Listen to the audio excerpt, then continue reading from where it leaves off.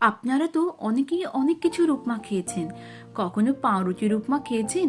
তার জন্য আমি পাউরুটিটাকে ভালো করে কিউব আকারে কেটে নিয়েছি। কাটার পর ফ্রাইং প্যানে একটু বাটার দিয়ে ভালো করে পাউরুটিটাকে একটু শক্ত শক্তভাবে ভেজে নিয়েছি, যাতে ওটা মশলার সাথে নাড়ার সময় খুব নরম হয়ে ভেঙে না যায়। তারপরে একটু ফ্রাইং প্যানে তেল দিয়ে একটু সরিষা, আপনারা কালো সরিষাও দিতে পারেন, কিন্তু আমার কাছে ওটা ছিল না বলে আমি সাদা সরিষাই দিয়েছি।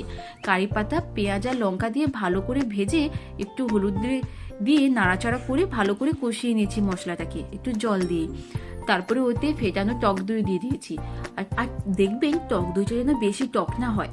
আর যারা একটু টক টক বেশি খেতে পছন্দ করেন তাহলে তো কোনো প্রবলেমই নেই।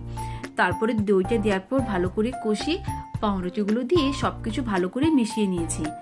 তারপরে রেডি আমাদের পাউরুটির উপমা। খেতে কিন্তু দুর্দান্ত হয়েছে। আজ এই পর্যন্তই, দেখা হচ্ছে পরের ভিডিওতে। টাটা।